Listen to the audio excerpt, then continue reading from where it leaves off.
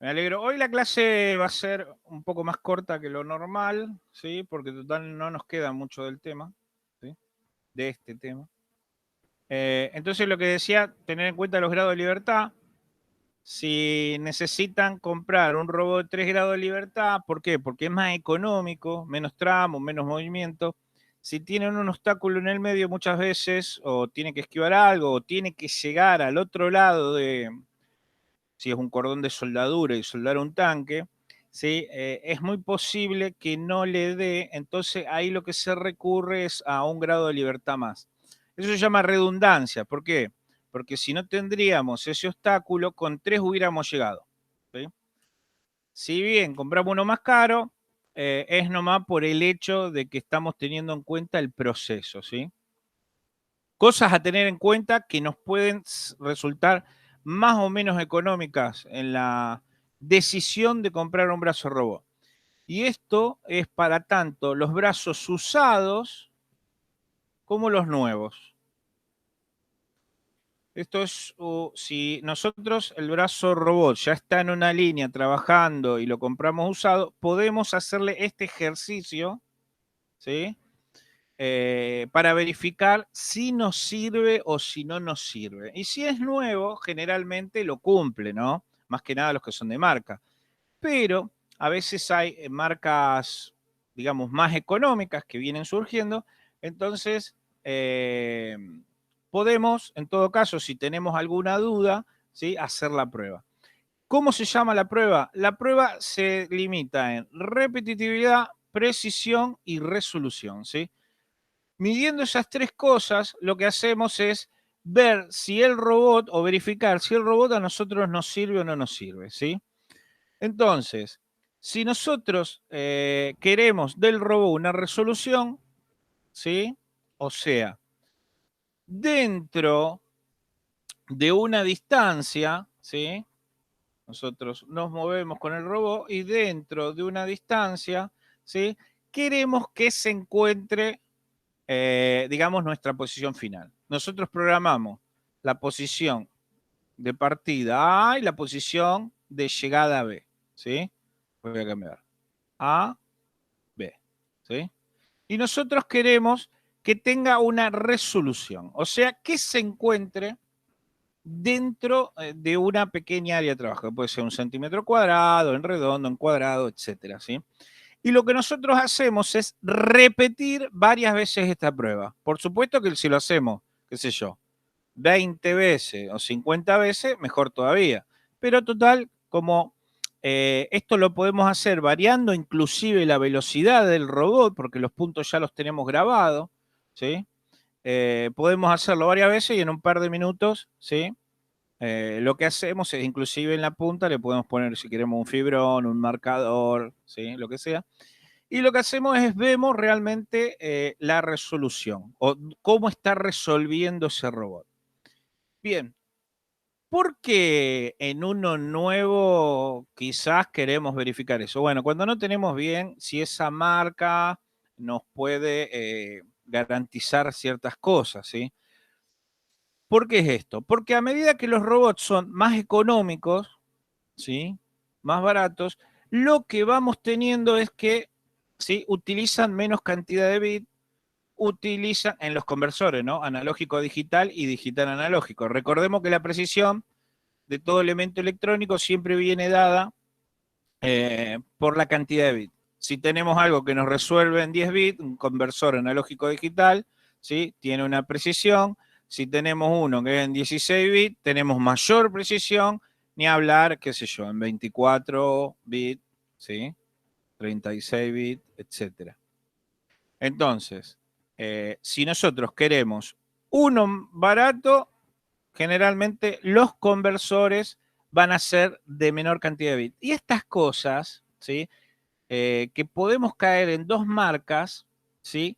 Que no tengan la misma cantidad de bits, y eso no se especifica muchas veces por catálogo, ¿sí? Por catálogo se puede especificar el error, la precisión, etcétera. Pero no te van a especificar la cantidad de bits de los conversores analógicos digitales. Entonces, cuando van a comprar un usado o consiguen uno económico o tienen una duda si el económico les puede resultar, ¿sí? lo que hacen esta verificación.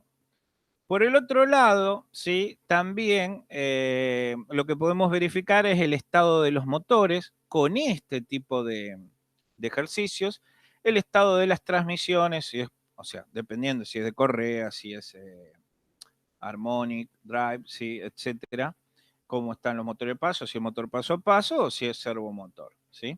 Entonces, haciendo varias veces esta repetición, logramos la resolución. Otra de las cosas que vamos a hacer es la precisión, ¿sí? Lo que vamos a hacer con la precisión es el error que tenemos desde un punto que nosotros dijimos, ¿sí? Que queríamos que llegue. Entonces puede ser que un punto nos dé por acá, ¿sí? Otro punto nos dé por acá. Entonces lo que nosotros podemos hacer es sacar más o menos la media. ¿Qué hacemos? La distancia a cada punto que se hizo dividido, ¿sí? El número de puntos y tenemos más o menos una precisión media, ¿sí? Igualmente lo que nosotros buscamos, por ejemplo, si queremos mover una bolsa o transportar de una bolsa de un pallet a otro, no necesitamos una precisión, ¿sí? De 0,1 milímetro. Pero estamos pagando por eso si queremos un robot de alta precisión, si queremos un robot de una marca de tope de gama, etcétera. ¿Por qué? Porque estamos usando, ¿sí? Harmonic Drive, por ejemplo, estamos usando servomotores, el control es, por ejemplo, PID, y además el control es de aceleración y torque, no solo estamos midiendo la aceleración, la velocidad, sino que también estamos controlando fuerza, estamos controlando distancia, ¿sí? Entonces, todo eso se paga, ¿sí? Pero muchas veces, como hemos visto, se termina utilizando en una manera muy, digamos, muy básica, no necesita tampoco siquiera tanta programación. Si ustedes me dirían, vamos a usarlo para hacer cordones de soldadura dentro de chasis de automóviles, ¿sí? Donde se hace una soldadura punto por punto y se busca que tenga buena precisión, repetitividad, etcétera, etcétera, etcétera, bárbaro. Ahora, si lo van a usar para apilar bolsas o, qué sé yo, tomar cargas, ¿sí? O tomar inclusive, como decía, una pieza y sacarla y llevarla a otro lado, ¿sí? Depende del tamaño y la forma de la pieza. Entonces, muchas veces caemos en estas cosas que nos encarecen el proceso. Y como les decía, muchas veces, inclusive, como vi en un montón de fábricas, con un robot escala se hubiera solucionado y se terminó cayendo en un brazo robot. Y la repetitividad, sí, lo que nosotros nos está diciendo, igualmente ustedes lo van a tener acá, ¿sí? Es, perdón, una distancia y que dentro de esa distancia, ¿sí? Cada vez que nosotros lo llevamos a esa posición de destino, ¿sí? Caiga ahí adentro. Lo que nosotros dibujamos, digamos, es un radio. Este radio, qué sé yo, puede ser, no sé, 10 milímetros, por ejemplo. ¿Sí? Estamos siendo burdos, porque total, si es un proceso en el cual no necesitamos, como ya les decía, precisión, lo podemos tolerar tranquilamente. Inclusive, qué sé yo, pueden ser hasta 30 milímetros y en algunos casos 50 milímetros, ¿sí? Entonces, ¿sí? Esos serían los tres primeros o los tres puntos que podemos testear desde robots usados hasta, por ejemplo, robots de inferior calidad o de costos más baratos. Otra de las cosas que tenemos que tener en cuenta para la selección de nuestro robot es la velocidad a la cual lo vamos a hacer trabajar. Los robots, como vimos por catálogo, no superan los 5 metros por segundo en su mayoría. Si bien parece que la velocidad es rápida, que no los engañen porque en realidad las distancias son cortas, ¿sí? Son cortas y repetitivas. Entonces, por ejemplo, en este caso, con cargas máximas, ya vamos a ver la carga máxima, lo vamos a estar moviendo entre 1 y 4 metros por segundo, ¿sí? Entonces, generalmente lo que atañe a la velocidad es lo que queremos, digamos, amortizar de nuestro proceso. Si nosotros dentro de una de las cosas, lo que queremos es bajar tiempos para aumentar productividad, ¿sí? Vamos a estar llevando el brazo robot a las mayores velocidades que pueda trabajar. Si lo estamos llevando a las máximas velocidades, no quiere decir que lo vamos a estar sometiendo a alto esfuerzo. No, porque fue diseñado para eso, ¿sí? Así que de eso no se preocupen. Siempre y cuando también respetemos el quilaje, ¿sí? Máximo que ya habíamos visto que podía tener. Las capacidades de carga, como vimos, tenemos 3 kilos. Recuerden, como lo estuvimos viendo en las clases anteriores, es que si nosotros nos vamos alejando de la pinza, o sea, que tiene que hacer levantamientos de carga, pero cada vez más lejos, estos 3 kilos que, por ejemplo, cargaba acá, ¿sí? A qué sé yo, a cerca de 1 metro se nos puede hacer 300 gramos. Y a medida que nos vamos alejando, recuerden esa tabla que hemos visto, cómo se nos cae el peso máximo que podemos cargarle, ¿sí? Generalmente los robots trabajan entre 5 y 50 kilos, ¿sí? 3, 5, 8, ¿sí? Son los más comunes. Después ya nos vamos saltando a 10, 15, 20, ¿sí?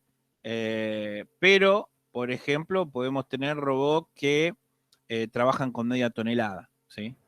Así que por eso no vamos a tener limitaciones. Lo que sí, nosotros tenemos que tener cuidado que al momento en que seleccionemos un robot, la carga, ¿sí?, máxima que lo vamos a hacer trabajar, porque después, una vez que compremos uno de 5 y le queremos poner 10, ahí ya sí van a empezar a sufrir los servos o motores paso a paso o transmisión por cadena o transmisión Harmony Drive, ¿sí? Y ahí sí vamos a tener problemas con el control dinámico, ¿sí?, de aceleración y de torque. Bien, el sistema de control. Por lo visto, ustedes ya empezaron a programar trayectorias y tienen 2 trayectorias, punto a punto o continua, ¿sí? Un punto a punto es un pick and play, ¿sí?, que recoge y ubica, ¿sí? Y el otro es una trayectoria que ustedes le van pasando, por ejemplo, línea recta, cuarto de círculo, ¿sí? Línea recta, cuarto de círculo, ¿sí? Línea recta. ¿Qué tipo de trayectorias ya estuvieron viendo en la programación?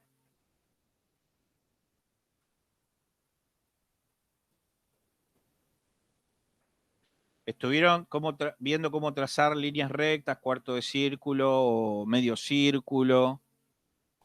Líneas rectas nomás por ahora. Punto a Por punto ahora, y continuo. Sí. ah, Con la bien. tolerancia, digamos.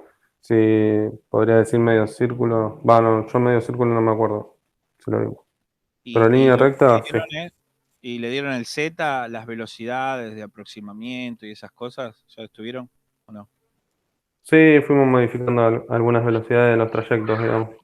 Bien, bien. Sí, eso lo hicimos Entonces, con el Rapid, Fabio. claro, el rap de eso te lo deja hacer solo. Inclusive te deja, a medida que te aproximas, ir reduciendo digamos, las tolerancias. Pero, a ver, así como ustedes lo están programando, así se programa en la planta, ¿eh? No tiene mucho secreto el Rapid, es totalmente, eh, ¿cómo es? Directo, no, no es solamente un programa de simulación y que después está muy desconectado de la realidad.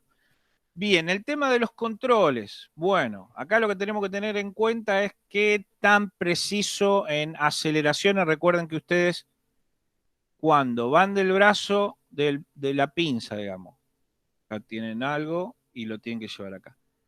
Se acercan a una velocidad, bajan la velocidad, ¿sí? La agarran, salen con una velocidad, si quieren, aumentan la velocidad y vuelven a bajar la velocidad para descargarla, ¿sí?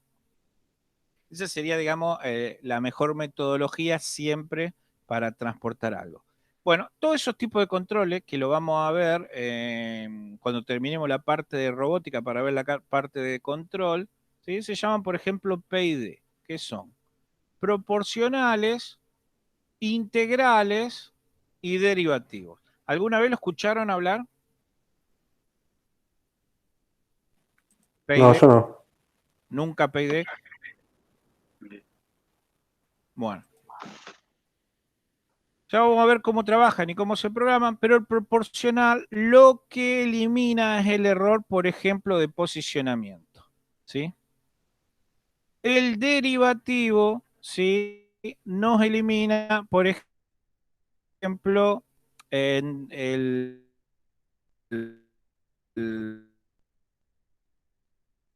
en sistema a lo que está ocurriendo, si nos estamos moviendo, por ejemplo, se adelanta y en lugar de que se pase, ¿sí? Lo va controlando antes.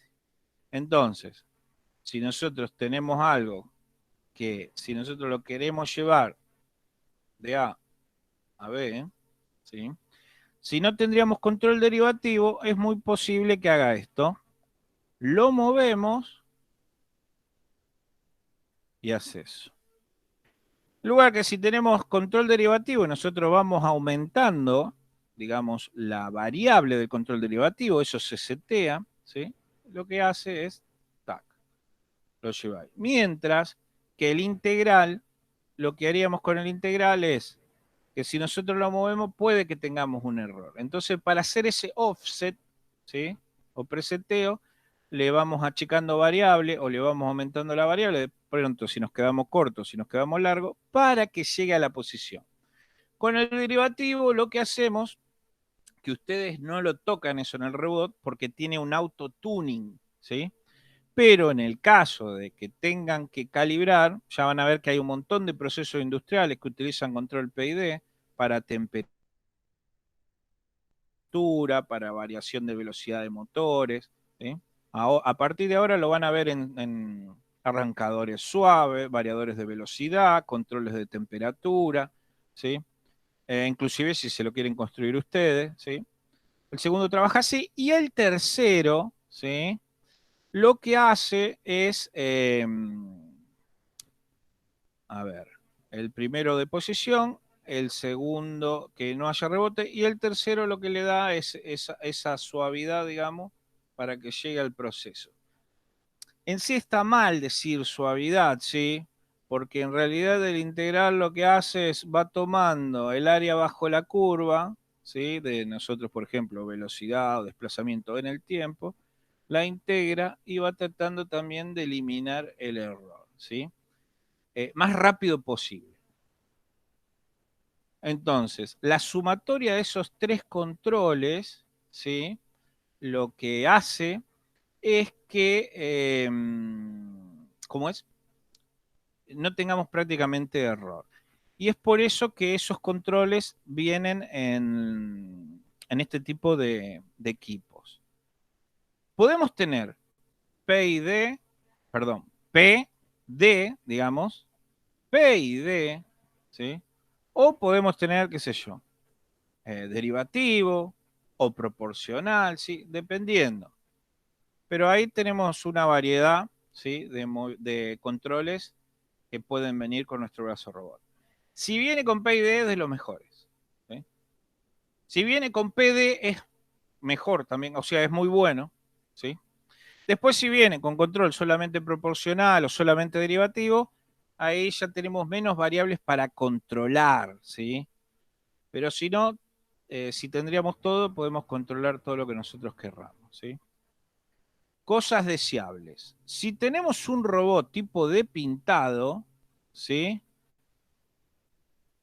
Programación por guiado, ¿sí? Recuerden que les comentó Mario que hay algunos que ustedes lo pueden llevar al brazo robot en una trayectoria, no solo programarle las coordenadas, ¿no les comentó eso?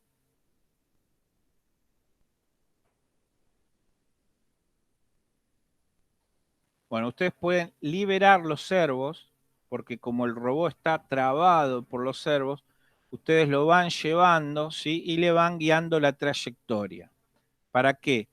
Él, con sus encoders, o sea, cuando está dentro de ese programa, libera para que los servos no traben, sino que estén, digamos, livianos, ¿sí? Si no, es imposible de mover un reductor eh, por el lado de salida, ¿sí?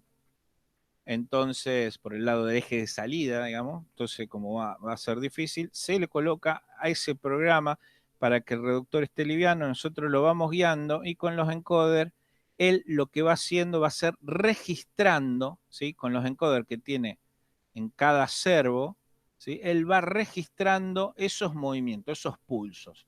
Entonces sabe cuánto movió cada robot, ¿sí? Y en qué momento movió cada uno. Eso lo memoriza para después repetirlo, a lo cual nosotros lo que después vamos a ir haciendo es, se podría decir, es seteándolo mejor las partes de las aceleraciones, si queremos, a la salida de tomar la pieza, o la desaceleración a la entrada por ejemplo, ir a buscarla, o acercarse para pintar o soldar, etcétera. Pero en sí la trayectoria nosotros se la vamos dando, agarrándolo con la mano, guiándolo, ¿sí? Más que nada para pintura y también podría ser para soldado, ¿sí? 6 grados de libertad, mucha precisión. Y un campo de acción similar al del humano. Por eso son robots generalmente de tramos largos, ¿sí? De proceso, por ejemplo, paletizado. Un sistema de programación normal y corriente, como están ustedes manejando con el Rapid, ¿sí? Y la manopla. Es así como vienen hoy los ABB, vienen ya sea por consola o por la manopla, y por consola, ¿qué es? Se baja ese programa a la computadora, ellos le dan la licencia, ¿sí? Y lo pueden programar con una computadora. O directamente por la consola, ¿sí? Que viene con el robot, donde ustedes tienen que trabar el hombre muerto, etcétera, porque la única manera de trabar es como eh, asegurarse, ¿sí? De que el robot esté parado, ¿sí? Bien, no es necesario 6 grados de libertad, 5, 6, inclusive 4 también, campo similar a humano y control de trayectoria continua. Fíjense en que acá en el procesado no es necesario guiarlo para poner una bolsa de un lugar al otro. Acá lo que hacemos es trazar líneas, ¿sí? O curvas si tienes que esquivar algo. Procesado o paletizado, ¿sí? Bueno, control de punto a punto, ¿sí? Relación grande en el área de trabajo, bueno, los tramos y, bueno, que levante carga pesada. De ensamblado, ¿sí? Robots rápidos, ¿sí? Acá puede ser un SCARA, tranquilamente. Campo de acción similar al humano, o sea, el área de trabajo. Potencia en el sistema de programación. ¿Qué es esto? Potencia. Ensamblado, necesita precisión y rapidez. Bueno, acá lo que se busca es que tenga un control automático lo más robusto, ¿sí? Y preciso posible. Y es por eso que acá, ¿sí? Que se tenga PID con realimentación, o sea, no solo programamos la salida, sino que va midiendo punto a punto y en base a eso va corrigiendo, ¿sí? Por eso, sistema sensorial, porque es toda la realimentación que le da el control para ir sabiendo si necesita más fuerza, si está pasado, si le está faltando velocidad, si se está quedando lento, ¿sí? Es por eso que estos son mucho más costosos. Acá hay una tabla, ¿sí? Dependiendo del modelo, qué características tienen. Tienen la marca ABB, tienen la marca Fanuc, tienen la marca Kuka, ¿sí? Bien. En Argentina los más comunes son ABB, Fanuc, Kuka, ¿sí? Prácticamente en los catálogos son todos parecidos, ¿sí? Puede diferir, digamos, la interfase de programación, pero, por ejemplo, este y este tienen más o menos las mismas dimensiones, igual que este. O sea, las relaciones de dimensiones, inclusive si buscan un catálogo, prácticamente los robots, eh, como responden bajo norma, ¿sí? Ustedes pueden reemplazar una marca con la otra tranquilamente en un proceso, ¿sí? Yaskawa también es una marca buena, ¿sí? Una marca japonesa. Estas son, creo que, marcas rusas. Sinceramente no las conozco y nunca las vi trabajar, igual que la DEA y la ADEP, ¿sí? Con esta trabajé y programé. A estos solamente los vi trabajar. A estos los vi trabajar también y a estos sí. O sea, tuve contacto con Kuka, Fanuc y ABB. Con Yaskawa solo de vista. Bien, el tipo de configuración, bueno, angular, escara, cartesiana, angular. Recuerden cuando estábamos viendo la manera en que se movían. 6 grados de libertad o 7. Estas son algunas características. Por ejemplo, cuando ustedes van a un catálogo y van a buscar el IRB 2400, les va a decir para qué se aplica. Para uso general, con una configuración angular, 6 grados de libertad, un alcance de casi 1,5 metros, puede levantar 10 kilos, se mueve a una velocidad de 4 metros por segundo, tiene una repetitividad, como vimos antes, casi en la décima, por debajo de la décima de milímetro, ¿sí? El accionamiento es eléctrico, como todos, ¿sí? Y es trayectoria continua y pick and place, ¿sí? O sea, lo pueden guiar o lo pueden programar continua, ¿sí? Fíjense que este, por ejemplo, solo es trayectoria continua, solamente programable. Y esta tabla a modo de ejemplo, porque, por ejemplo, ustedes cuando necesiten algún tipo de robot, se tendrían que hacer una tabla así. ¿Qué es lo que necesitan? ¿Para qué es la aplicación? ¿Sí? Entonces, corte láser, es soldadura, es medición, es pintura. Entonces, ¿qué tipo de configuración necesitan? Cartesiana, polar, escara, angular, ¿sí? ¿Cuántos grados de libertad? Dependiendo si tiene un obstáculo, ¿sí? O no. El alcance, el peso, etcétera, la velocidad. Fíjense que superan, en algunos casos, los 4 metros por segundo. Este está casi en 10 metros por segundo. Este es de muy alta velocidad, ¿sí? 12 kilos. Bueno, tiene los dos tipos de controles. 6 grados de libertad. Bueno, por lo que se ve, este es uno de los más exigidos, ¿sí? ¿Por qué? Porque levanta bastante peso, se mueve a muy alta velocidad, la repetitividad es bastante baja, ¿sí? Comparado con los otros, ¿sí? Y después tenemos esta bestia que levanta 125 kilos, pero se mueve 1 metro por segundo, con una repetitividad de 0,2. Y este 60 kilos y tiene un alcance hasta 2 metros. Este debe ser claro, acá lo dice, montaje manipulador, iba a decir como una carga. Bien, y eso es con respecto a lo último que era para selección de motores, ¿sí? Lo que vamos a ver ahora, ¿sí? Acá estaba preparándoles. Bien, acá hay una cuestión no menor, esto se lo voy a dejar, ¿sí? Esto no se lo incluí, para que lo lean directamente ustedes, que son las causas de accidentes y las normas de seguridad. Bien. ¿Qué tienen que tener en cuenta acá? Que cada vez que compren un robot tienen que respetar las normas de seguridad para su instalación. Entonces, acá se le especifican la normativa legal que hay que cumplir, ¿sí? La ISO 10.218, seguramente es del 92, ya salió la nueva, a partir del 2000, ¿sí? Igual la normativa europea complementa, ¿sí? Y bueno, cuestiones a tener en cuenta: barrera física, sensores, sensor de proximidad, barrera láser, eh, programar el robot, ¿sí? Con limitador de velocidad, programar el robot con limitador de carga, porque por ejemplo, si es solamente buscar una pieza y llevarla a otro lado, por las dos, si entra una persona, si se pasa de cierta fuerza, que directamente el robot se apague o se detenga, así que no siga. Bueno, capacitación, condicionar los movimientos y después, otra de las cosas, ¿sí? Detectores, pulsador de seguridad, nunca está de más, porque los robots no se enteran, ¿sí? Y en un golpe, en un movimiento rápido, te lastima y mucho, ¿sí?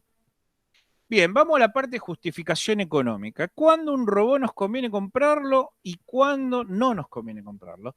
Y entonces acá lo que les preparé fue lo siguiente, ¿sí?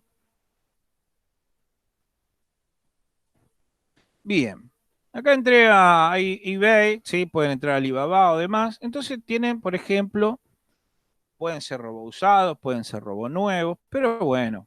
Acá hay uno de $20.800, ¿sí? Acá tienen otro robot. Bueno, no, este no. Hay otro. Fíjense, esta es la parte de la punta del robot, $1.400 sale. Acá tienen otro de $13.000. Si ustedes me dicen, profe, estos robots son baratos, y lo más probable es que sean usados, ¿sí?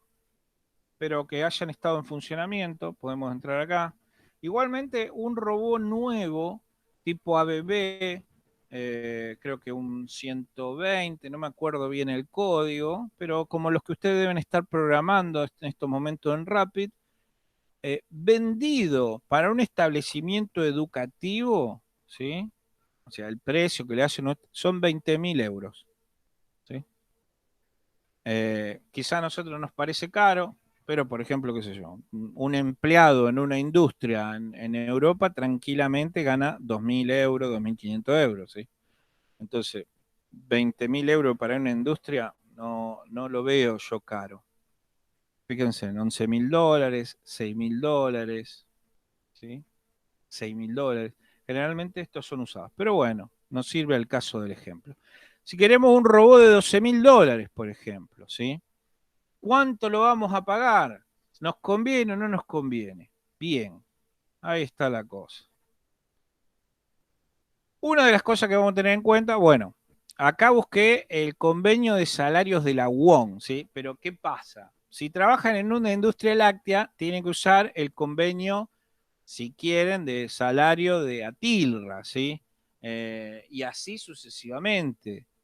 Entonces, acá no era para entrar al convenio de salario, pero lo que quiero decir, uno de los datos que tienen que buscar, por ejemplo, es ese proceso, si lo realizaría una persona, ¿sí? ¿Cuánto dinero es? ¿Sí? Y ustedes van a decir, pero profe, le vamos a sacar trabajo a una persona. No, ya vamos a ver y después le voy a mostrar que en realidad los robots no vienen de la mano con el, ¿cómo es? Con las pérdidas de empleo directamente, ¿sí? O sea, no te digo que te pueden poner un robot y quizás sacan a uno de producción, ¿sí? Pero eh, en los países que más robots se utilizan, en realidad los empleos siempre van en crecimiento, porque las personas siempre van hacia otro tipo de empleo, ¿sí? No es que se pierda el empleo. Pero ¿qué pasa? Es mucho más productivo el robot ahí, porque inclusive vos lo que eliminás son enfermedades laborales y un montón de otras situaciones que se te pueden dar. Bien, entonces, vamos acá. Cosas a tener en cuenta, ¿sí? Entonces, nosotros, una de las cosas que tenemos que tener en cuenta es el robot que vamos a necesitar, qué tipo de instalación necesita, ¿sí? Y acá con el qué tipo de instalación necesita, ¿sí? Lo que tenemos que tener en cuenta es aire comprimido, gas, si es un robot que suelda, aire comprimido, si es un robot que levanta o trabaja quizá con ventosa o con pinza neumática, o con pintura, ¿sí? Con pistola de pintado. Electricidad, ¿sí? Más que nada los servicios. Otra de las cosas, la fundación, ¿sí? ¿Saben lo que es la fundación? No la fundición, ¿eh? No. Bien, por ejemplo, si ustedes tienen una empresa que está cerca de las vías del tren, cada vez que pasa el tren, ¿sí? Te mete pequeñas vibraciones en el suelo. Quizás para uno es imperceptible, pero si vos tenés una máquina CNC como un torno o tenés una máquina como un centro de mecanizado, ¿sí? O un torno hasta inclusive común y tenés que hacerlo en trabajo continuo, Esto te provoca imprecisiones, fallas, roturas, ¿sí? Etcétera. Otra de las cosas es, por ejemplo, tenés un brazo robot, no nos vayamos al caso tan extremo al lado de una vía del tren, o cerca, pero tenés un brazo robot y en el galpón pegado, una pared, un balancín o una prensa.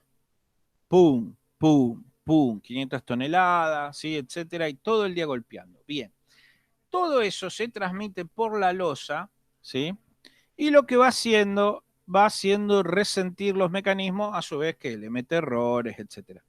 Con el tiempo, eso te termina aflojando el robot, ni hablar que cualquier máquina, o tenés problemas en las placas electrónicas, etcétera. Entonces, lo que se hace es, a las prensas, por supuesto, se le trata de hacer una fundación o se le colocan amortiguadores, ¿sí? Son hidráulicos y se le hace una fundación con rellena, por ejemplo, con poliestireno expandido, etcétera, para que las vibraciones no se transmitan. Y si no, a la máquina, cuando se la instala, se le hace una buena fundación.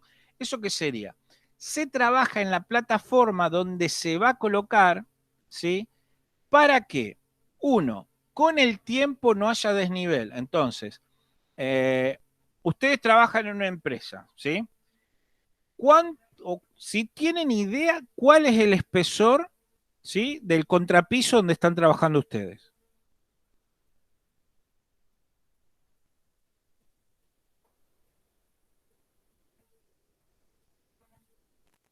No, en mi caso ni idea, profe.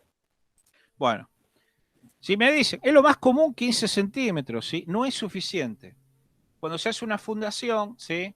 Dependiendo del quilaje que se le va a poner arriba, lo que se busca que evite vibraciones, ¿sí? Que no se desnivele. Fíjense, ustedes en una losa de concreto de 15 centímetros, que es lo más común, un contrapiso, inclusive hay de 7 o de casi 9, 11 por ahí, lo que salió más o menos, ¿sí? Cuando, imagínense que colocan una máquina de, qué sé yo, 2, 3 toneladas, ¿sí? Con el tiempo la máquina se va a empezar a desnivelar, ¿sí? Entonces, lo que hay que hacer, sí, es una buena capa de asentamiento, una buena fundación. Generalmente se corta, se rompe la losa, se le hace, ¿sí? Con profundidad, unos pilones, ¿sí? Se compacta el suelo y se coloca el brazo robot. Esto que evita vibraciones, ¿sí? Que le lleguen para meter error y vibraciones para que lo terminen rompiendo o desgastando, ¿sí? De manera temprana, ¿sí? Entonces, no solo hablamos de instalación de que le llegue aire, electricidad, etcétera, sino también el lugar donde va a estar asentado. ¿Esto es solo para brazo robot? No, para todo tipo de máquina, principalmente todo tipo de máquina pesada, ¿sí? Si vamos a pasar por arriba de la tonelada, si es precisa, o si, por ejemplo, una máquina como un balancín o como una prensa, ¿sí? De impacto, con lo cual es muy posible que la prensa no sufra tanto, pero va a sufrir todas las máquinas dependiendo del tipo de máquina, ojo. A ver, si al lado tenemos una máquina embolsadora no pasa nada, pero si tenemos máquina con muchas partes móviles, neumáticas, etcétera, sí le vamos a transmitir muchos problemas. Costo de inversión, ¿sí? Datos básicos del costo. Eh, el costo de adquisición del robot. Si, por ejemplo, decimos que el robot cuesta $20,000, ¿sí? O US, como quieran, ¿sí? El costo de herramental y equipos especiales. Supongamos, perdón, que esto puede ser entre todo, si es una torcha para soldar, si es una pistola para pintar, etcétera, etcétera. Vamos a agregarle unos $5,000, ¿sí? Con algún repuesto, insumo. Así.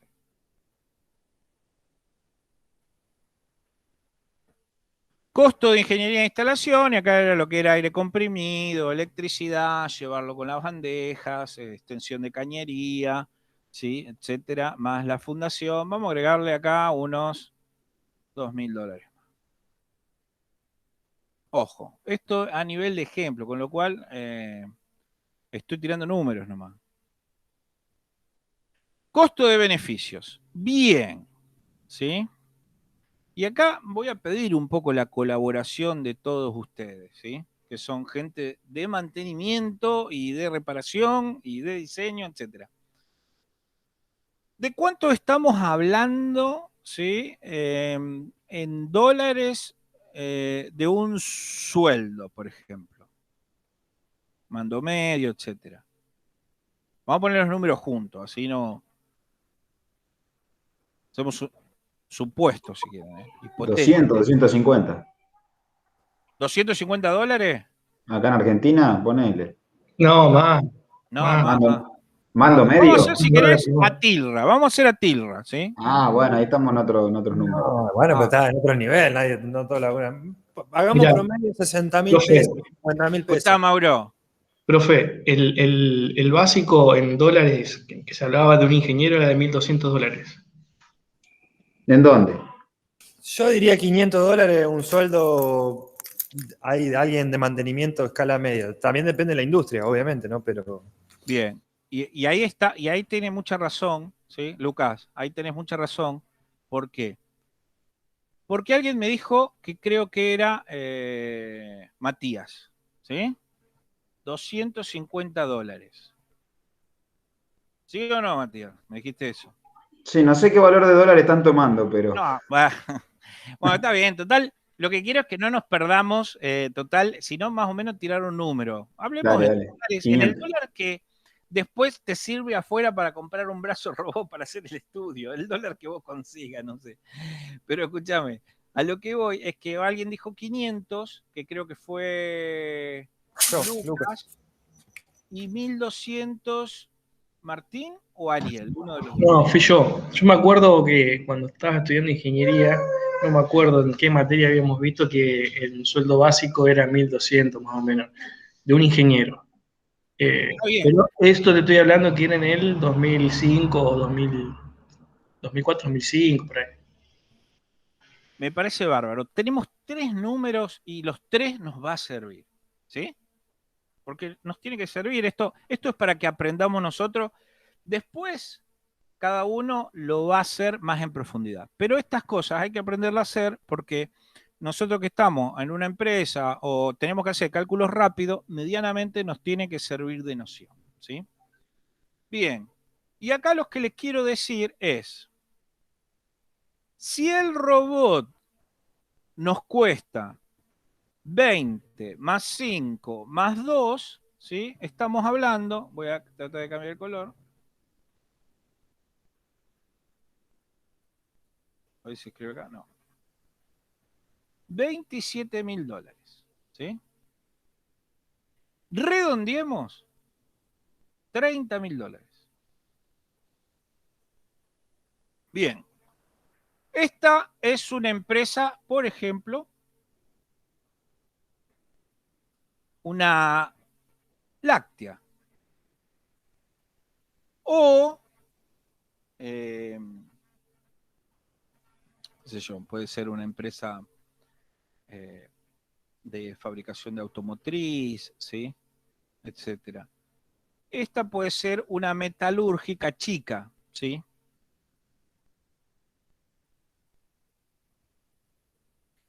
Y esta puede ser una empresa pyme de no más de 150 empleados.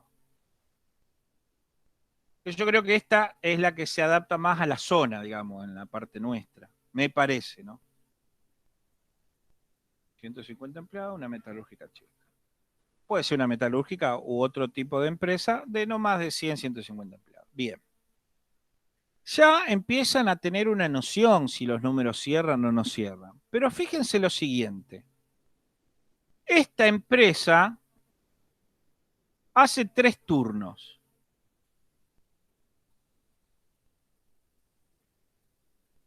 ¿Sí? Y vamos a tratar de hacer, si esta empresa hace un turno, ya directamente podríamos ir viendo que no vamos a llegar nunca. ¿Sí? Entonces ahí el tema de la selección pasa por otro lado, quizás por el lado de la seguridad e higiene, porque los empleados que está haciendo ese trabajo en un año, qué sé yo, se cambiaron 2 o 3 empleados porque se les resiente la cintura o cosas así. Pero ya vemos que numéricamente nos vamos estando quedando lejos. Pero supongamos que las 3 hacen 3 turnos, ¿sí? Cosa de solo evaluarla desde el punto de vista económico ahora. Con lo cual, ¿sí? Esto vamos a hacer números redondos ahora, no para el ejemplo. Después habría que agregarle la parte de las cargas sociales, etcétera, etcétera, etcétera, ¿no? Recuerden que las cargas sociales, yo no me acuerdo ahora si es 65%. ¿Alguien tiene idea? No, son un poquito más, creo que un 74, pero cuando entras a sumar El doble. inasistencia, vacaciones, bla, bla, bla, sumar todo, digamos, lo que da, digamos, sería todo lo legal, más las pérdidas que tenés por ausentismo y demás, termina siendo prácticamente un 110%. Bueno. Rendimos un 100. Entonces, tenemos que la fábrica 1, ¿sí? Un turno de 8 horas son $500. ¿Por qué te digo que hay que tener en cuenta las cargas sociales? Porque el robot no tiene cargas sociales, ¿sí? Entonces, $500. La fábrica 2, en 8 horas, ¿sí? Son, vamos a redondearlo porque esto ya es alto, ponerle $2.000. Y la fábrica 3, $1.000. En un turno de 8 horas, ¿sí?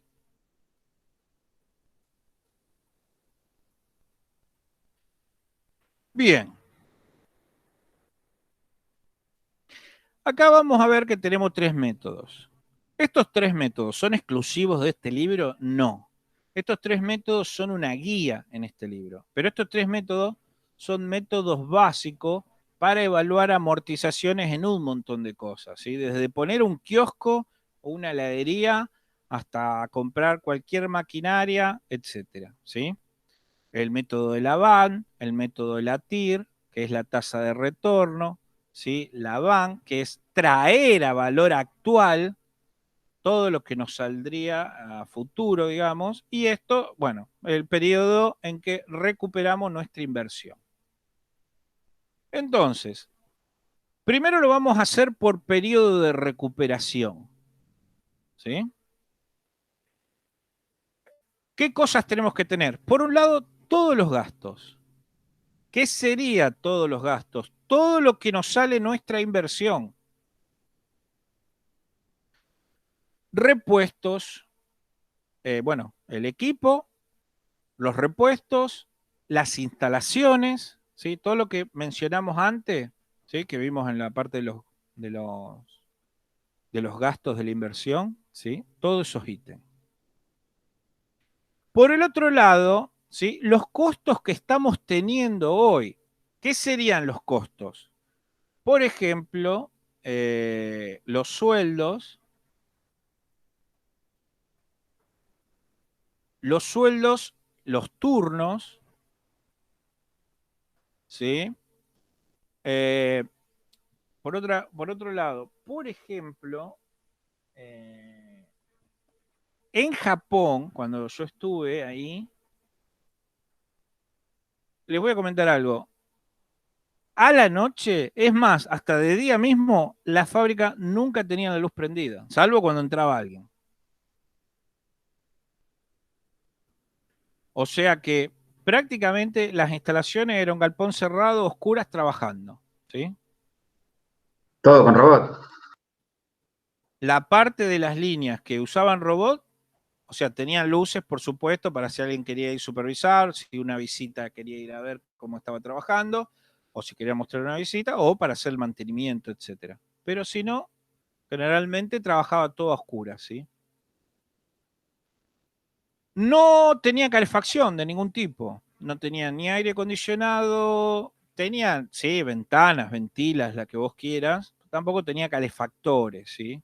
O sea, prácticamente el robot trabajaba, ¿sí? Encerrado en una caja oscura, ¿sí? Estaba bastante explotado el robot de ahí adentro. Bien, entonces, vamos a ver, ¿sí? Supongamos, y acá tenemos una tabla, que nosotros queremos generalmente como regla, no de oro, pero como regla general, es que una inversión es buena. Y en esto Matías me puede dar una mano porque él estudió licenciatura en organización industrial. ¿Sí? A ver, Si en 5 años se recupera la inversión. Si en menos, es genial. y en teoría debería recuperar. Pasa que hay que ver también cuánto te genera de ganancia ese robot. Generalmente, si una inversión vos en 5 años la recuperás, ¿sí? Está bien. ¿Sí? Más de 5 años ya empiezan a correr otros riesgos como la rotura, ¿sí? Etcétera. Bueno, entiendo tu punto de vista. Depende en qué país también. Bueno, ya sé, pero no podemos entrar en todo eso. No, ya sé, hay un montón de aspectos que te. Sí, sí, sí. Pero suponete, ¿sí? Año cero, el costo de la inversión, todo lo que nos salió a comprarlo, ¿sí? Los costos de la explotación, ¿sí? Y los ingresos. Y vamos a ver qué es cada cosa, porque vamos a hacer una tabla así. Ahora, esta tabla sale de esta ecuación matemática, ¿sí? Donde n es el tiempo que vamos a demorar en recuperar nuestra inversión, ¿sí? Siendo R los ingresos y C los costos, ¿sí? O sea que C por I representa el costo de la inversión inicial, ¿sí? Y RC el flujo de caja, lo que se llama flujo de caja, cómo va entrando el dinero a nuestra fábrica, ¿sí? Entonces, miremos lo siguiente. Supongamos que nuestro proyecto, el de la tabla 9.5, ¿sí? Este acá, este material lo van a tener ustedes, total, ¿sí? La influencia de utilizar un robot se notará en los ingresos que se esperan recibir cada año. Función directa de la productividad. Recuerden que ya a partir del año cero de la implementación vamos a empezar a, digamos, recuperar costos o lo que nos estaba saliendo, lo que antes estábamos gastando. Aplicamos la ecuación, ¿sí? Y es sencillo obtener que el periodo de recuperación, fíjense lo siguiente, según la tabla, ¿sí? Tenemos 1, 2, 3, 4, 5 años y el costo de explotación tenemos 30, 50, 80, 80 y 80. Con 80, 120, 150, 150 y 150 los ingresos, ¿sí? Bien. Menos 200. ¿Qué es menos 200? Es lo mismo que yo ponga menos 30.000. ¿Qué es eso? Sueldo. No, lo que calculamos La antes, que nos salía la inversión. inversión inicial, digamos. Claro, la Está bien, está bien. inversión inicial, ¿sí? La inversión inicial, ¿sí? Bien, los ingresos que nos deja ese primer año versus los costos, ¿sí? De ese primer año. Dentro de los ingresos, ¿qué es lo que va a estar?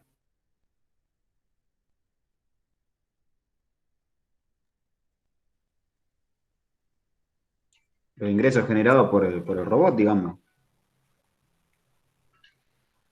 De los productos vendidos.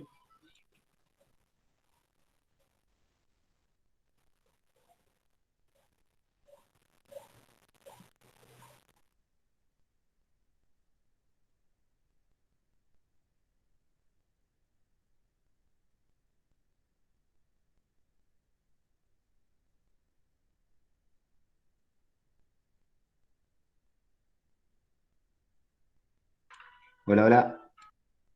Bueno, no se le escucha, Fabio. Está muteado por eso en la presentación.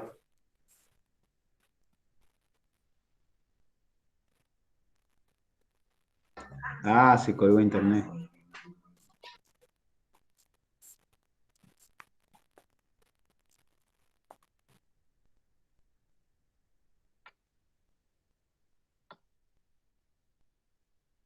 ¿Se fue Fabio? Sí, se le desconectó.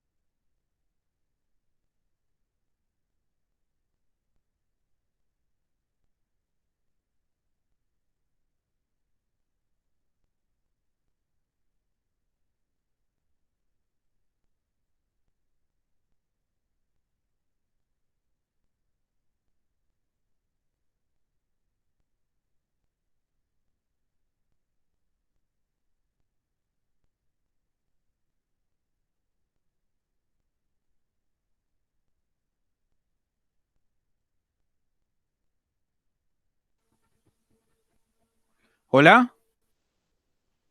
Por ahora. Hola. Bien, no sé dónde quedamos. Acá estamos. ¿A dónde los perdí? Bueno, continuamos.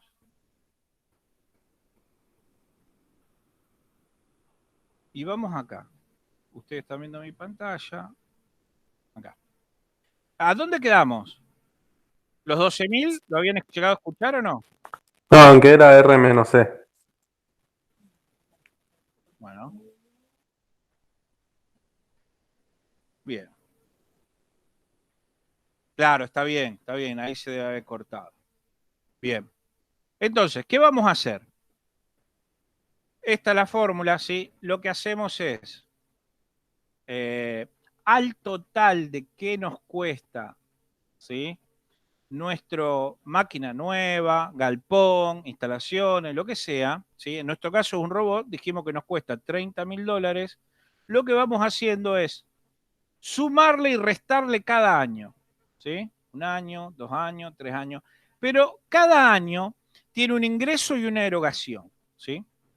Entonces, el primer año, el ingreso en ahorros es el empleado que no contratamos, ¿sí? O que no utilizamos por los 3 turnos, por los 12 meses, ¿no es cierto? ¿Hola? Sí, sí. Ah, bien, serían, entonces, el empleado, el sueldo ese, con todas las asignaciones, por 12 meses, ¿sí? Por 3 turnos. Supongamos que ese número que nosotros dijimos que era 1.200, en uno era 12.000, ¿sí? Perdón, en uno era 1.200, pero había que multiplicarlo por 3, ¿sí? 1.200, perdón, 1.200 por 3 y por 12, ya ahí de entrada ya pagamos el robot en el primer año, ¿sí? Pero si tenemos, y ahí acá viene el problema, si tenemos, ¿sí? Ahí ya cuando empezamos a usar números un poco más bajos, ¿sí? Si por ejemplo tenemos un empleado de sueldo 500 o 250, vamos a ver el de 250, que es, ya vimos el de 12.000 y vimos el de 250. Es 250 menos qué gastos pensamos tener en el primer año. ¿Cuáles serían los gastos? Por ejemplo, qué sé yo, tantas horas mensuales del empleado de mantenimiento. ¿Y qué le hace el empleado de mantenimiento? Lubricación, engrase, limpieza, control. Entonces, quizás no necesitamos un empleado de mantenimiento para el robot todo el mes, pero sí quizás necesitamos un cuarto de empleado de mantenimiento, ¿sí? O sea que si es también $250, esto era 250 por 3 por 12, ¿sí? Vamos a redondearlo en $8.000. Voy a borrar acá.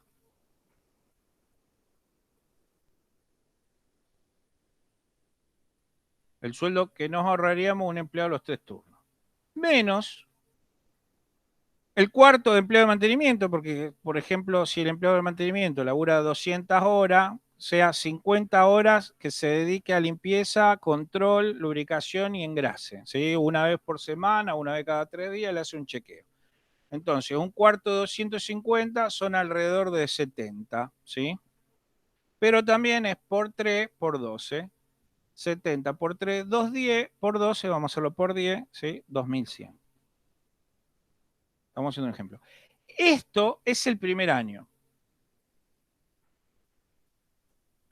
A grosso modo, ¿no? ¿Se entendió el primer año? Sí. Bien. El segundo y el tercer año, en nuestro ejemplo, serían similares. A ver, si también sabemos que, qué sé yo, todos los años el sueldo aumenta un 20%, sabemos ahora, el segundo año es, ¿sí? Más, fíjense que suma, más el 20% de 8.000 menos el 20% de 2.100, ¿sí? Entonces, serían alrededor de 9.600 menos el 20% de 2.100, serían algo así como 2.300. ¿Sí? Ahora, esto sería el segundo año, ¿sí? Entonces, del primer año, vamos a redondear en lugar de 2.100, 8.000 menos 2.000, 6.000 nos quedó. Del segundo año, 9.600 menos 2.300, vamos a hacer 7.300. ¿Sí? Ahí ya cuánto tenemos. 13.300. ¿Sí? Supongamos que el tercer año nos da 8.000, haciendo lo mismo. El cuarto año 9.000 y el quinto año 10.000. ¿Sí? Bien. 13.300 más 10.000, 23.300, ¿sí? Más 8.000, 31.000. O sea, que en definitiva, 6.000 más 7.300 más 8.000 más 9.000, en 4 años lo estaríamos pagando. Con lo cual, ya a partir de el comienzo del quinto año, nosotros empezamos a ganar plata. ¿Entienden el concepto entre recuperar la inversión y empezar a ver la ganancia?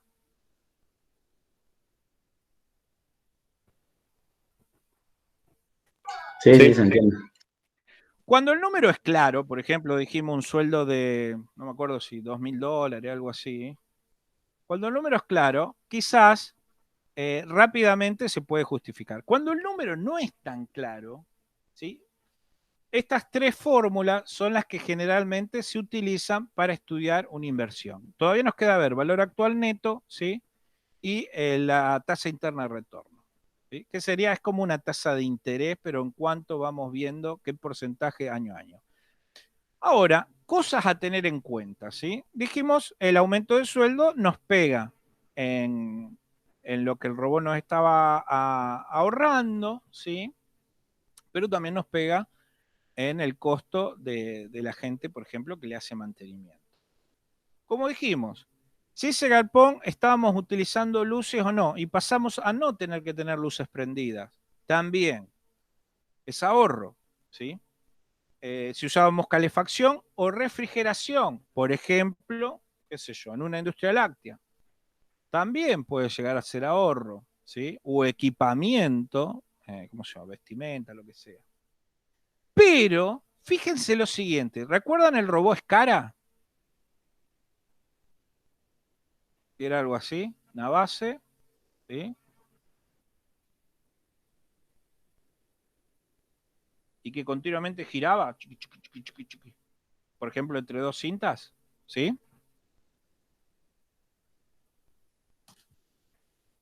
¿Se acuerdan del Scara?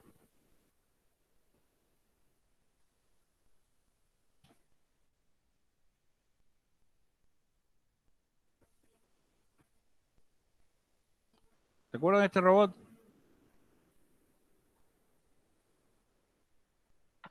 Sí. Bien, esto va a más de 4 metros por segundo, ¿sí? Entonces, esto, por ejemplo, si estamos seleccionando piezas o colocando piezas, que inclusive pueden tener mal formación o mal funcionamiento, y quizás una persona, ¿sí? Escara en cintas.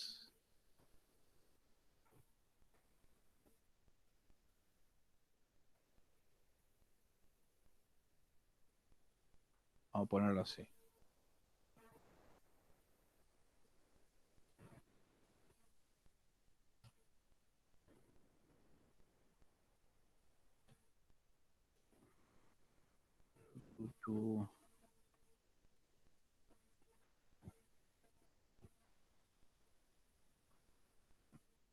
Quiero mostrarles un proceso. Supongamos que estamos en un laboratorio, ¿sí?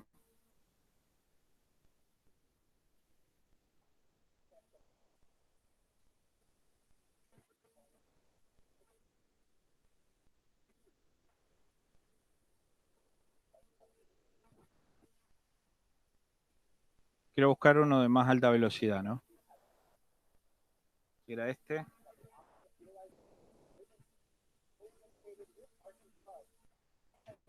Ah, no, este.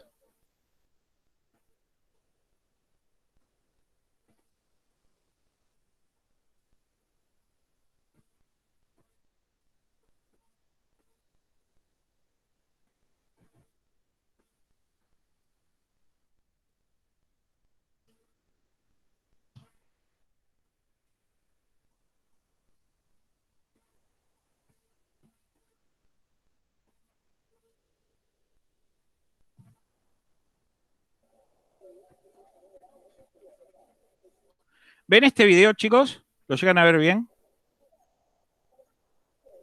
Sí, se ve.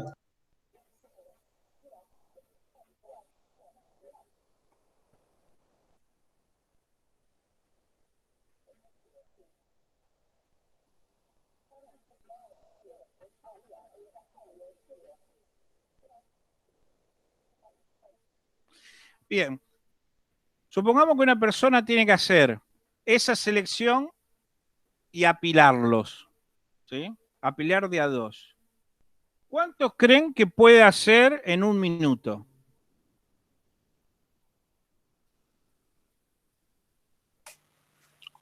Uno o dos con suerte.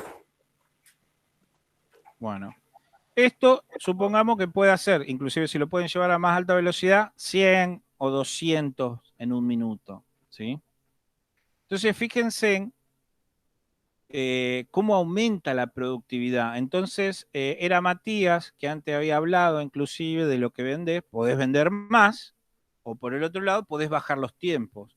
O no es necesariamente solamente decir, bueno, desde el punto de vista del empleado, hay lugares que en las fábricas se llaman cuello de botella, ¿sí?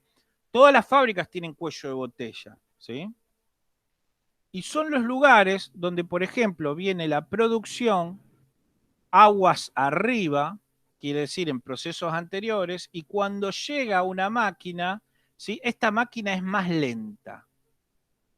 Con lo cual se empieza a almacenar productos, ya sea porque esta máquina es más lenta, porque esta máquina se rompe más, porque es la única máquina que hay, etcétera, etcétera, etcétera, ¿sí? Y si yo les digo a ustedes, ¿conocen alguna máquina en su fábrica que tenga cuello de botella o algún proceso?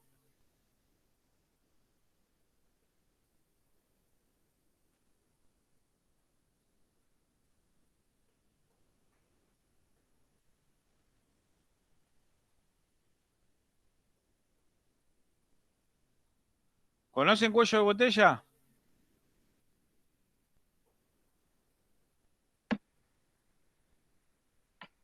No.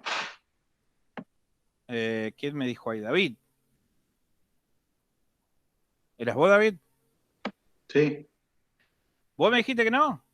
Ujú. ¿No hay cuello de botella en Faben?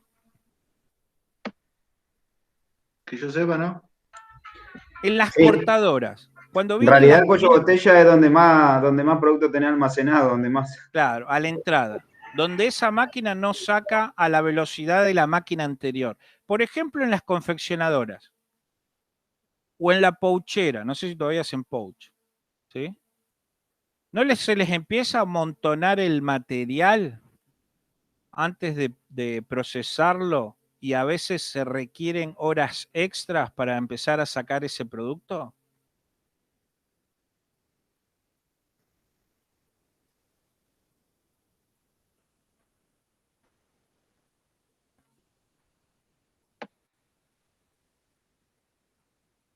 David, No, porque no es algo que digamos que sea un proceso continuo, sino que vos fíjate que, por no sé si es ejemplo, a la que te referí. en las, a ver, corregime porque quizás ahora ya lo ordenaron, ¿viste? Pero por ejemplo, vos en las impresoras de 8 colores, ¿sí? Es un proceso continuo. Entra un material y le da y imprime, sí, la bobina. Y saca bobinas. Y después de ahí tiene que ir a las confeccionadoras, que son las que cortan y sueldan las bolsitas, ¿sí? Pero ahí ya el proceso es más discontinuo, es por batch, ¿sí? Es por, eh, qué sé yo, le dejan un pale con bobinas y les meten, ¿sí? Entonces, se puede haber hecho solucionado ese cuello de botella, yo ahora ya lo ignoro, ¿sí? Colocando más confeccionadora o bajándole la velocidad a las impresoras o achicando la cantidad de impresoras. Vos te vas a dar cuenta cuando un proceso hay cuello de botella, ¿por qué? Porque ya sea proceso continuo o proceso a batch, o sea, proceso por partida, se empiezan a tener, ¿sí?, a la entrada de las máquinas materiales que faltan procesar por esta máquina y se empiezan a acumular, ¿sí? De 2 clientes diferentes o de 3 clientes diferentes o de un mismo cliente, pero esta, por ejemplo, larga, qué sé yo, 4 toneladas y esta solamente trabaja 500 kilos. Entonces, por cada día de trabajo, esta te larga 4 toneladas y esta te larga 500 kilos. Entonces, eso es un cuello de botella, ¿sí?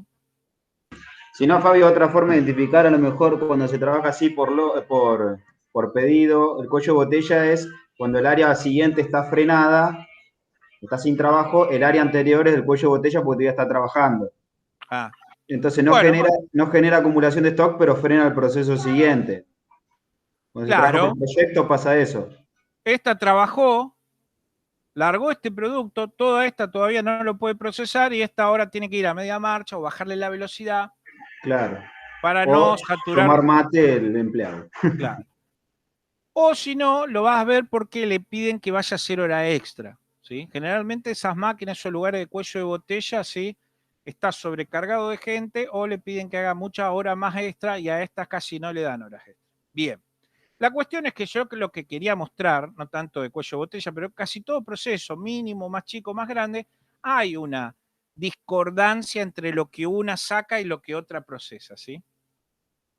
Entonces, eso es una manera de trabajar en aumentar la productividad. Por eso, usando un robot, a veces lo que se hace es, ¿sí?, eliminar, por ejemplo, un cuello de botella. Eliminar un cuello de botella en una selección, como estamos viendo con ese robot Escara, o en acomodar ciertas envases, etcétera. No es solo una parte qué sé yo, de paletizado, ¿sí? Puede ser para la industria farmacéutica, ¿sí? Para la industria electrónica, o por ejemplo, si queremos pintar o soldar y eliminar cualquier tipo de error, ¿sí? De error humano, ¿sí?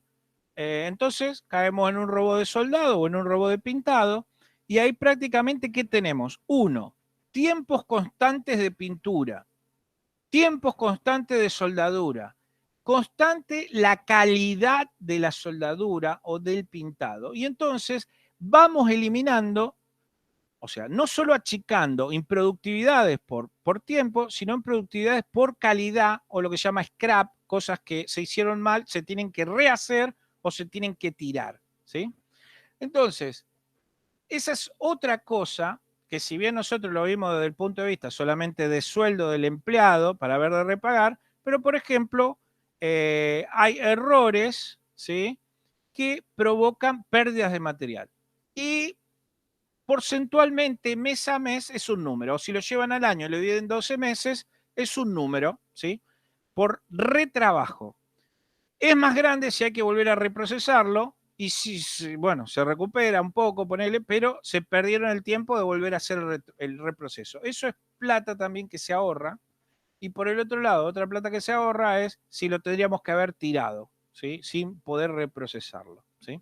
Entonces, fíjense que en realidad hay muchas cosas que se pueden sumar a la ecuación del ahorro, ¿sí?, para amortizar un gasto. No sé si a ustedes se le ocurre alguna otra, pero hay varias más. Bueno, el método del valor actual neto, ¿sí? O el método del BAN. Esto también está en muchos libros de economía, ¿sí?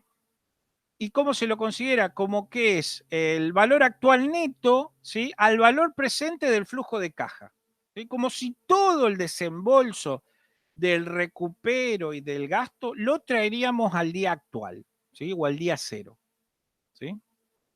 Entonces, si miramos el ejemplo, lo que hacemos es, ¿cuánto es el BAN? ¿Sí? Es lo que desembolsamos al inicio, ¿sí?, sobre, digo, o más, perdón. Esto es lo mismo que teníamos en cada año, ¿sí? Acá es un año, acá 2 años, acá 3 años, acá cada 4 años, acá, ¿sí? Y esto es lo que ganábamos versus lo que teníamos que pagar ese año, ¿sí? Y 1 más 0,2, ¿sí?, es lo que se tiene en cuenta, ¿sí?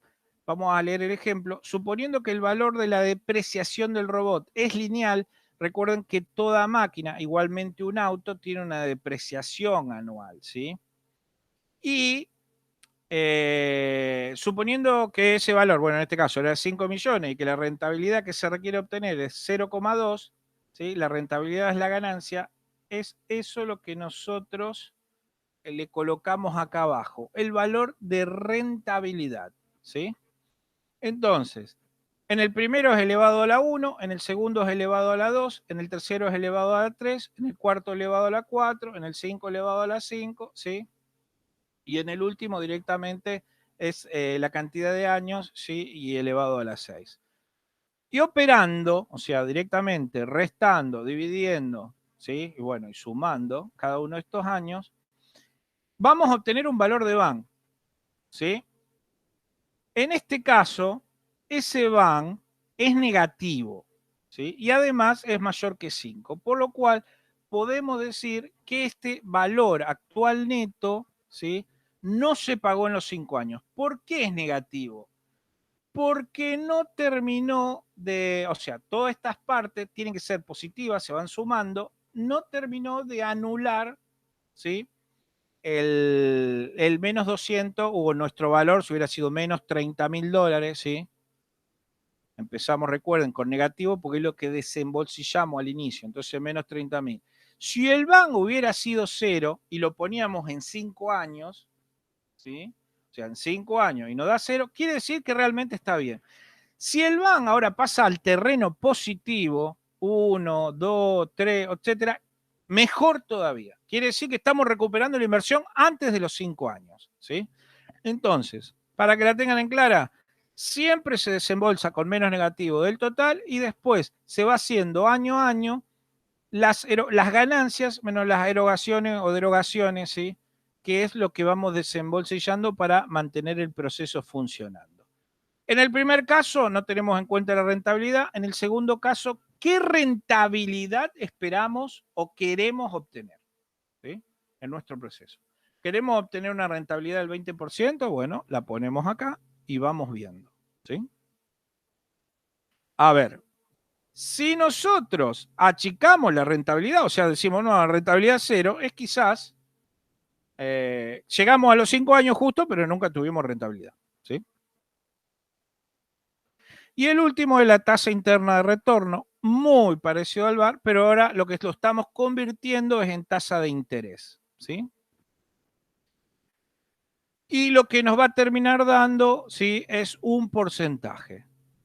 Despejamos este I, ¿sí? Lo que no sabemos es esto, en este caso, es exactamente igual al BAN. Ahora, a este valor es el valor cero. ¿Se acuerdan que nosotros dijimos que cuando la BAN es igual a cero, no negativa, quiere decir que está bien calculado? En 5 años recuperamos la inversión. Si es positiva, quiere decir que la recuperamos quizá en 4 años, 3 años, 2 años, dependiendo del número que nos dio. Si es negativa, quiere decir que se nos va más largo el recupero. Entonces ahora hacemos la BAN 0 y a este 0,2 lo ponemos como si fuera una incógnita, no lo sabemos. Esa es la fórmula del TIR, ¿sí? Tasa interna de retorno, y lo que obtenemos es que estamos teniendo una tasa de retorno, ¿sí? Del 18,7% anual, ¿sí? Esto es 0,187, pues se multiplica por 100, y lo que estamos teniendo es una tasa interna de retorno del 18,7% anual, ¿sí? ¿Para qué? Para que se nos termine de pagar en esos 5 años, ¿sí? Es la rentabilidad que tendríamos que tener, ¿sí? Para que se nos termine de pagar en ese tiempo. Bien, lo que nos está quedando, ¿sí? Es el estudio que les había querido mostrar de que realmente no afecta el ingreso de robot a la pérdida de empleo, sino que termina aumentando la cantidad de empleo. O sea, se usan robots generalmente debido a la demanda y la gente sí o sí crean fuente de laburo extra los robots debido a que se necesitan en otros procesos, ¿sí? Cada caso especial. Pero está totalmente demostrado en las estadísticas, ¿sí? Sí, Son las aparte dos. las ventajas que vos dijiste antes son sobre todo en la salud laboral, lo que el empleado deje de hacer esas actividades repetitivas, cansadoras y las pasa a hacer un robot, a la larga termina siendo beneficioso para la persona también. El tema de la A ver, transición. hoy por hoy, qué sé yo, tenemos lugares como, a ver, ya les digo, ¿no?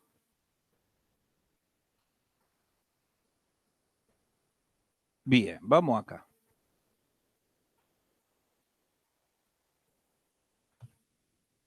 El tema de la automatización o la robotización, ¿sí? Es un tema que se tiene que discutir porque no se puede esquivar. A ver, lo podés esquivar 1 año, 2 años, pero si lo esquivás 20, 30 años, ya pasaste a ser un país totalmente improductivo, desde el punto de vista que lo busque, en el tema industrial, ¿no?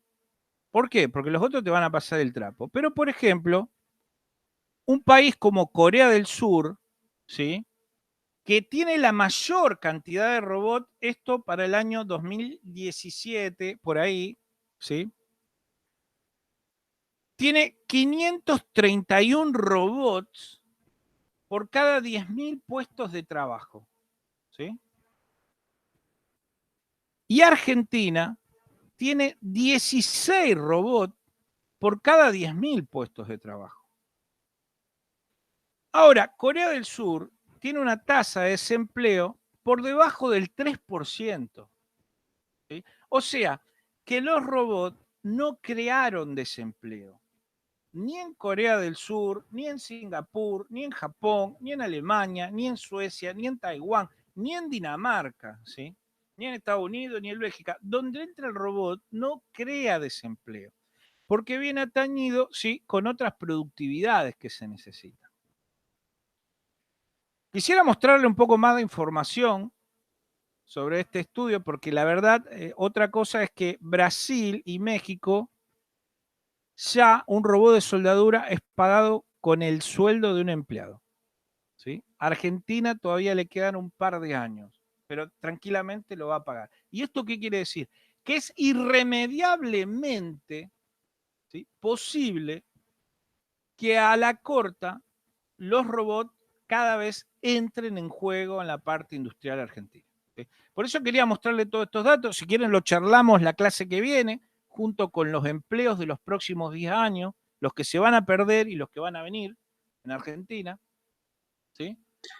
Por ahí, Fabio, me quedé pensando, también es fundamental el rol y la decisión, la postura del Estado ante esto. Porque, por ejemplo, bueno, a lo mejor acá en Argentina el Estado todavía es un poco reactivo a ese tipo de cuestiones, pero un caso aparte es Rafaela, concretamente con la creación de la UNRWA, digo, se busca también acompañar a este proceso de industrialización y de incorporación de Chapa el muchacho.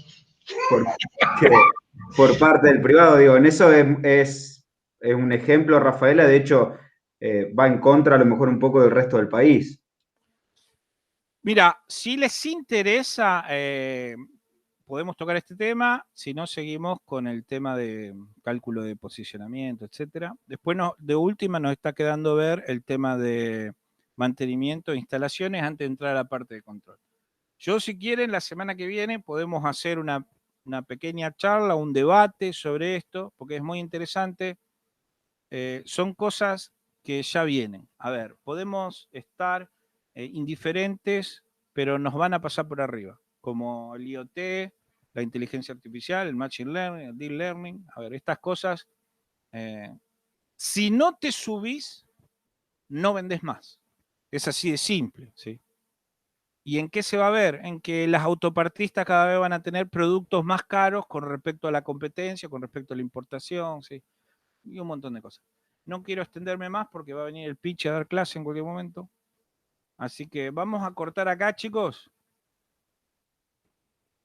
Y subo estos videos y nos vemos en la clase que viene. Les mando un saludo a todos. Dale. No, Fabio, nos vemos. Chao, chao.